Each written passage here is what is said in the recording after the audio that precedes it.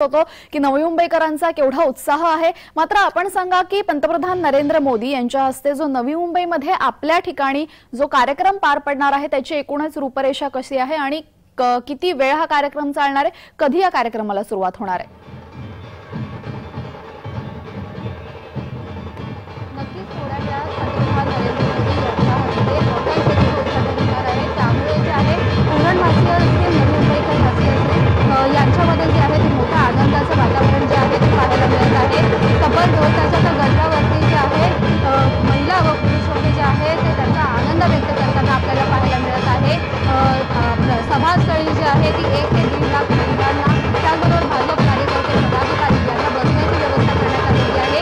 500 खाटांचं तात्पुरत्या स्वरूपाचं रुग्णालय या ठिकाणी बनवण्यात आलेलं आहे।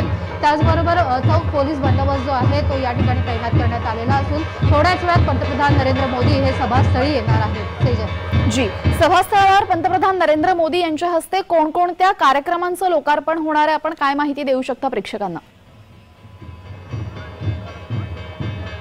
नक्कीच बहुप्रचलित असलेला जो आहे अटल सेतू याचं उद्घाटन जे आहे पंतप्रधान नरेंद्र मोदी यांच्या हस्ते होणार आहे। त्याचबरोबर गेल्या 100 वर्षापासून उरणवासियांची खारकोपर ते उरण ही रेल्वे सेवा सुरू व्हावी अशी मागणी होती। ही मागणी आता पूर्ण झालेली आहे। खारकोपर ते उरण ही रेल्वे सेवा जी आहे ती उरणवासियांसाठी सुरू होणार आहे। ही एक उरणवासियांसाठी आनंदाची बातमी असणार आहे। त्याचबरोबर दिघागाव रेल्वे स्थानक गेल्या 2 वर्षापासून तयार होऊन जे अद्यापही सुरू करण्यात आलं नव्हतं त्याचं देखील उद्घाटन जे आहे हे पंतप्रधान नरेंद्र मोदी यांच्या हस्ते होणार आहे। त्याचबरोबर नवी मुंबई मेट्रो जे आहे बेलापूर ते पेंढार याचं उद्घाटन जे आहे अधिकृतरित्या जे उद्घाटन आहे हे उद्घाटन जे पंतप्रधान नरेंद्र मोदी यांच्या हस्ते होणार आहे। सेजल जी, यावेळेस आपण स्वतः नवी मुंबईमध्ये राहता, नवी मुंबईकरांना अनेक अडचणींचा सामना करावा लागत होता। मात्र आता त्यांच्या या अडचणी संपणार आहेत, या इतक्या गोष्टींचं लोकार्पण पंतप्रधानांच्या हस्ते होतंय म्हणून। मात्र या गोष्टी नव्हत्या तोपर्यंत नवी मुंबईकरांना नक्की कोणत्या प्रकारच्या अडचणींना सामोरं जावं लागत होतं, काय सांगाल? नक्कीच मी स्वतः नवी मुंबईकर आहे, नवी मुंबईमध्ये राहते। अनेक अडचणींना सामोरं जावं लागत होतं। त्यामध्ये मोठी अडचण होती ती वाहतूक कोंडी।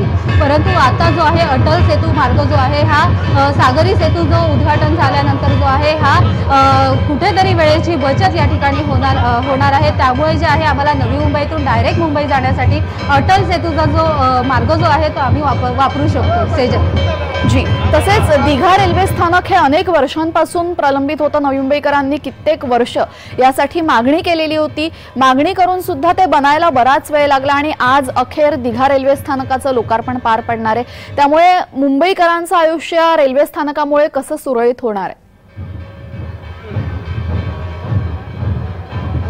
नक्कीच दिघा गाव हे रेल्वे स्थानक आहे। या रेल्वे स्थानक सुरू होण्यासाठी अनेक जे स्थानिक राजकारणी होते यांच्याकडनं विविध प्रकारची आंदोलने करण्यात आली, मागण्या करण्यात आल्या। अनेक मागण्या करून देखील जे आहे दिघा रेल्वे स्थानक गेल्या 2 वर्षापासून तयार होतं, परंतु अद्यापही हे रेल्वे स्थानक चालू करण्यात आलं नव्हतं। परंतु आता कुठेतरी पंतप्रधान नरेंद्र मोदी यांच्या हस्ते या रेल्वे स्थानकाचं उद्घाटन होणार आहे। त्यामुळे दिघावासियांमध्ये मोठं आनंदाचं वातावरण पाहायला मिळत आहे। त्याचबरोबर दिघावासीय देखील त्या ठिकाणी मोठा जल्लोष करताना पाहायला मिळत आहे। जी कविता, आपण इथल्या या कार्यक्रमाची अपडेट अशीच घेत राहा आणि अशाच जोडलेल्या राहा। आपण कार्यक्रमाचा तपशील आणि काही महत्त्वाचे तपशील प्रेक्षकांना सांगूयात आणि पुन्हा एकदा आम्ही तुमच्याकडे येऊच।